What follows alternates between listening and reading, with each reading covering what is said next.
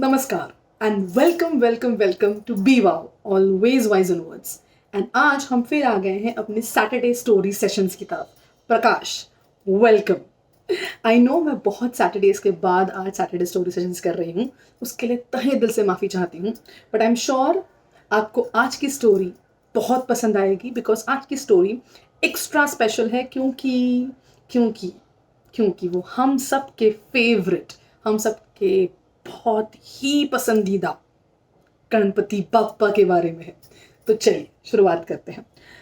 प्रथमतः आप सभी को गणेश चतुर्थी की बहुत बहुत शुभकामनाएं। मुझे पता है मैं बहुत लेट हो रही हूँ ये शुभकामनाएं देने के लिए, बिकॉज मुझे पता है कि हम हमारे घरों में, हमारे मोहल्ले में, हमारे आसपास गणेश जी का आगमन बहुत पहले हो चुका है और अब तो कल उनके निकलने का दिन आ गया है।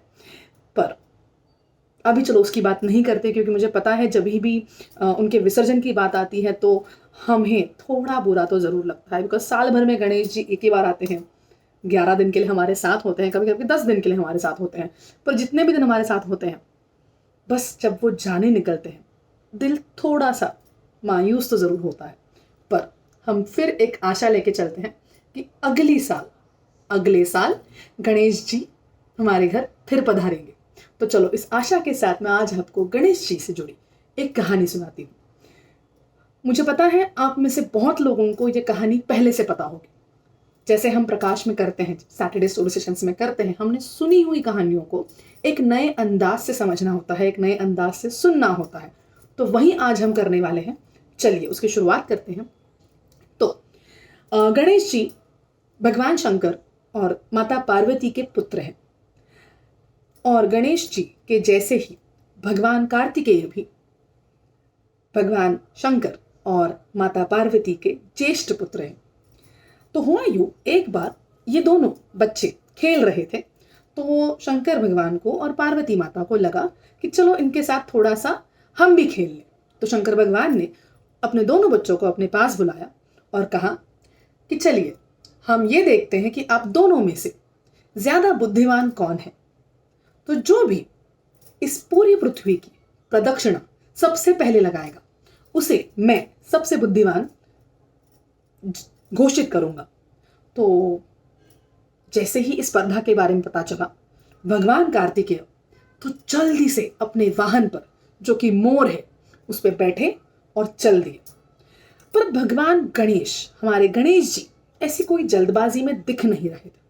तो पार्वती माँ थोड़ी सी चौंक गई कि ये क्या हो रहा है, कार्तिकेय तो कब के निकल गए। भगवान गणेश जी आराम से अपने वाहन, जो कि मूषक जी हैं, उनके ऊपर बैठे और उन्होंने भगवान शंकर और माता पार्वती के इर्द गिर्द प्रदक्षिणा लगाई। अब माता पार्वती बहुत अचंभित हुई।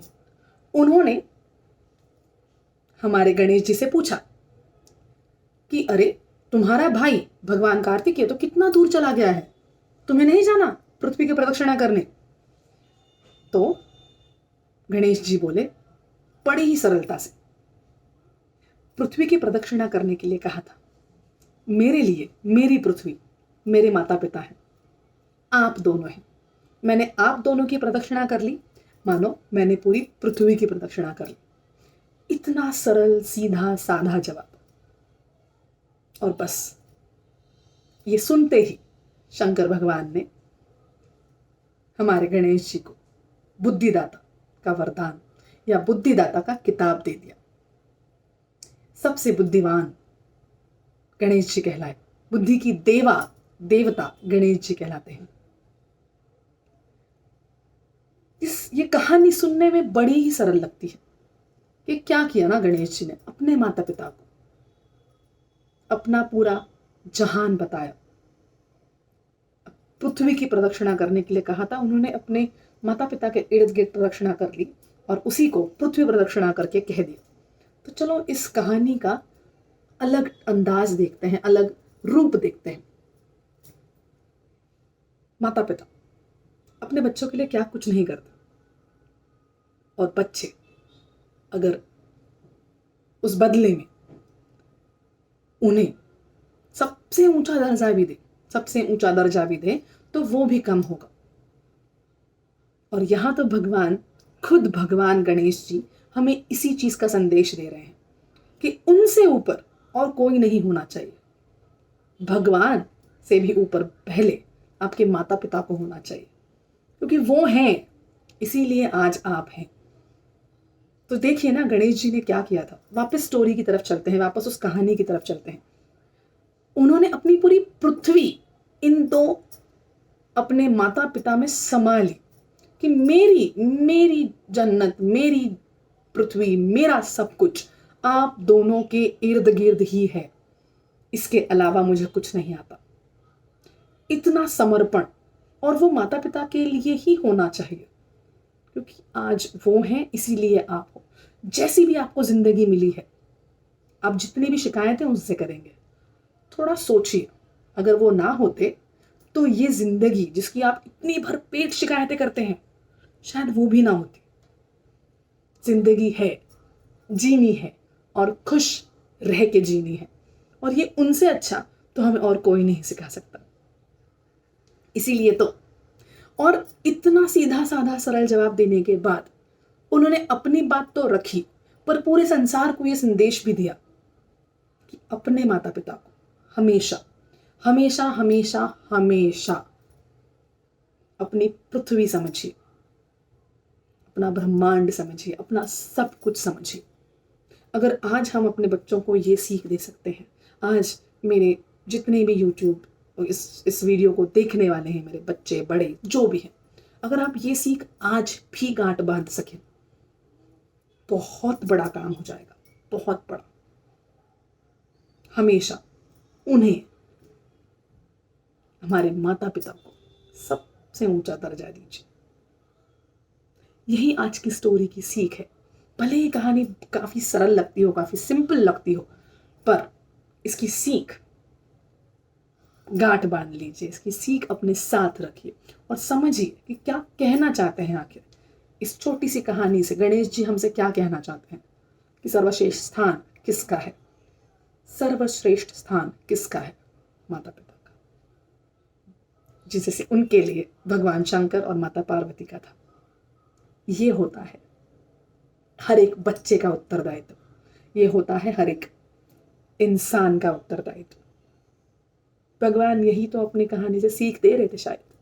तो चलिए आज इसी पे रुकते हैं।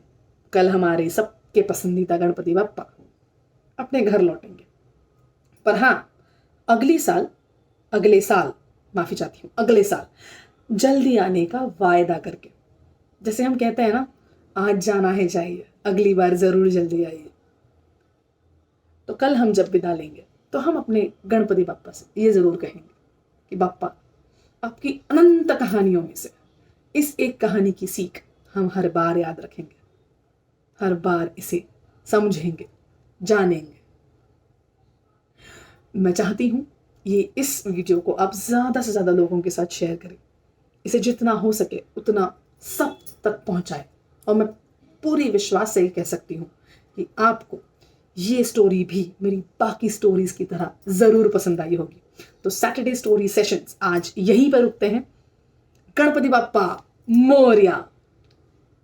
वेलकम टू बीवाओ once again. I am sure आप सब ने बीवाओ को लाइक, शेयर और सब्सक्राइब जरूर किया होगा। अगर नहीं किया है तो जल्द से सब्सक्राइब बटन दबाइए, वीडियो को लाइक कीजिए, ज्यादा से ज्यादा शेयर कीजिए। चलो वंस अगेन गणपति बप्पा मोरया।